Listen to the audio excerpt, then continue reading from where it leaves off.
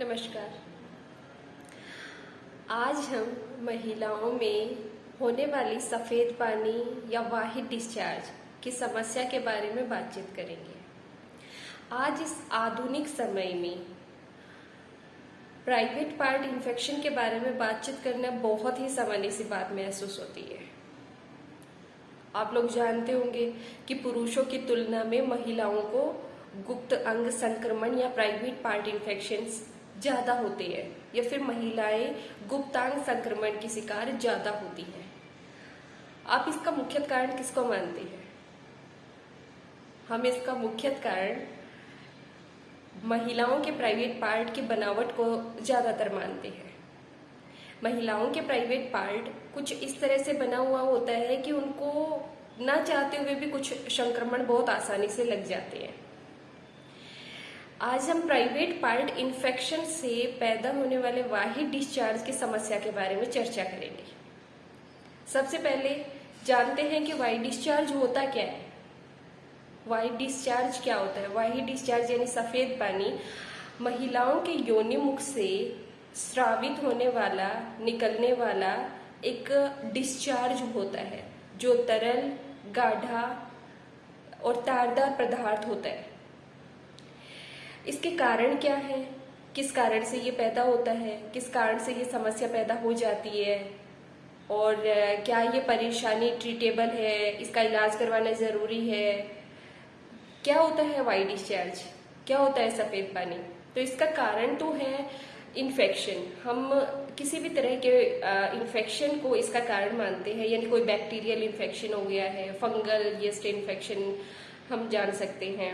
तो यानी कि हम इसका मुख्य कारण सिर्फ इन्फेक्शन को लेके चलते हैं, जिसके कारण से वाहिड डिस्चार्ज की समस्या पैदा हो जाती है। और अब बात करेंगे कि ये सामान्य कब होता है और ट्रीट करने की कंडीशन में कब आ जाता है। तो अब हमारे सामने दो परिस्थितियां हैं, सिचुएशन फर्स्ट और सिचुएशन सेकंड। सिचुएशन फर्स्ट हमारे पास बिल्कुल सामान्य स्थिति है जिसमें बहुत ही कम अमाउंट में डिस्चार्ज होता है, less than like 1 to 3 ml तक होता है, that is less amount of discharge. दूसरी जो स्थिति हम ले रहे हैं वो बिल्कुल फर्स्ट की ऑपोजिट स्थिति हम मान के चल रही है। सेकेंड इसमें है कि आपका मेंस्ट्रुअल पीरियड चल रहा है। मेंस्ट्रुअल पीरियड चल रहा है का मतलब है कि आपको अगर 1 तारीख को मेंस्ट्रुअल पीरियड आया है और 5 तारीख तक वो चल रहा है, 5 के बाद में 7 और 8, 9 तक आपको अगर थोड़ा बहुत वाइड डिस्चार्ज होता है तो वो बहुत ही सामान्य सी बात है। या फिर आपको मेंस्ट्रुअल पीरियड के 12वें, 13वें, 15वें दिन अगर डिस्चार्ज में मिल्क वाइड डिस्चार्ज अगर हो रहा है तो बहुत सामान्य सी बात है। अगर आपको प्रेगनेंसी पीरियड के दौरान अगर वाइड डिस्चार्ज स्टार्ट हुआ है तो सामान्य सी बात है। अगर आप लैक्टेटिंग मदर हैं, बच्चे को दूध पिलाती हैं, तो भी एक सामान्य सी बात है। अगर आप डायबिटिक पेशेंट है, थायराइड पेशेंट है, कोई हार्मोनल अगर आप मेडिसिन आप ले रही हैं, या फिर आप गर्भ निरोधक दवाइयाँ आप ले रही हैं, या एसटीडी वगैरह की कोई डिसीज यानी कि सेक्सुअली ट्रांसमिटेड डिसीज अगर कुछ है, या फिर आपको स्टेरॉइडल कोई मेडिसिन आप ले रही हैं, अगर आपको इन सब चीज़ों के दौरान, इन सब चीज़ों की परिस्थितियों में अगर आपको वाहिड डिस्चार्ज हो रहा है तो वो एक सामान्य बात है। और दूसरा, अगर आपको कोई बैकएक नहीं है, यानी कि कमर दर्द बहुत ज़्यादा महिलाएं शिकायत करती हैं, वो नहीं है, या फिर एब्डोमिनल पेन, कोई खाज खुजली नहीं है, आपको मतलब कोई भी अनप्लेजेंट स्मेल नहीं है आपने वाहिड डिस्चार्ज से, तो वो सारी की सारी सामान्य परिस्थितियां होती हैं। अगर साथी के साथ रहने पर आपको कोई भी वाहिड डिस्चार्ज, पेन अगर नहीं है, कोई भी समस्या नहीं है, और थोड़ा बहुत लेसर अमाउंट में अगर आपको कोई डिस्चार्ज हो रहा है, वाइड डिस्चार्ज हो रहा है, तो बहुत ही सामान्य सी बात है। इसके ऑपोजिट है पूरी की पूरी सिचुएशन सेकंड। अगर आपको लेसर अमाउंट डिस्चार्ज नहीं है, बहुत ही हायर अमाउंट डिस्चार्ज है, आपको इवन कोई सैनिटरी पैड भी यूज करने पड़ रहे हैं, इतना अमाउंट अगर आपको डिस्चार्ज है, या फिर आपको 5 ml से ज्यादा अगर आपको डिस्चार्ज हो रहा है, तो जरूरी है कि आप एक गायनी से मिलिए।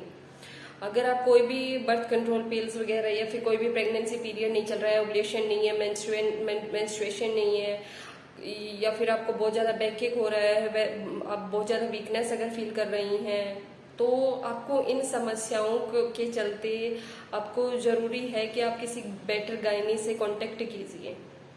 मैं अभी आपको इसके प्रिवेंशन और ट्रीटमेंट के बारे में बातचीत कर रही हूँ। इसका प्रिवेंशन सिर्फ और सिर्फ एक है कि कीप हाइजीन, अपने आप को स्वच्छ रखें, साफ सुथरा रखें। सबसे बेटर इसके लिए यही है। सेकेंडली, अगर समस्या सिचुएशन 1 आपको अराइज हो गई है तो इस कंडीशन के लिए मैं फर्स्ट एड आपको सिर्फ इतना कहूंगी कि बार बार प्राइवेट पार्ट को गीला ना कीजिए। आप अपना कोई भी सैनिटरी नैपकिन्स जो आती हैं, कॉटन क्लॉथ्स होते हैं, तो उससे भी आप क्लीन कर सकती हैं। जब भी आप धुलते हैं प्राइवेट पार्ट्स को तो फ्रंट टू बैक आपको धुलना है, यानी कि वेजाइना से एनस की साइड में आपको धुलना है।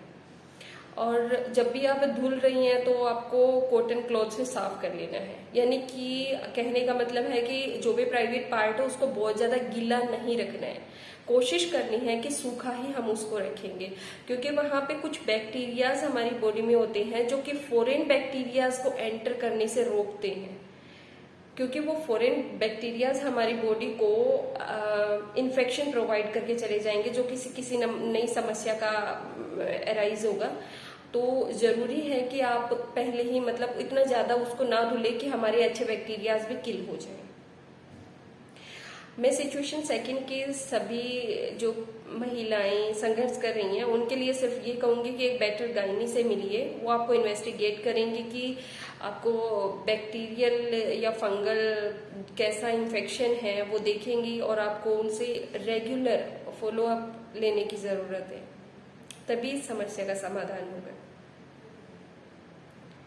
धन्यवाद। नमस्कार, आप अभी डॉक्टर प्रियंका को सुन रहे थे। आप अपनी क्वेरीज नीचे कमेंट बॉक्स में डाल सकते हैं। अगर वीडियो पसंद आती है तो लाइक और सब्सक्राइब कीजिए।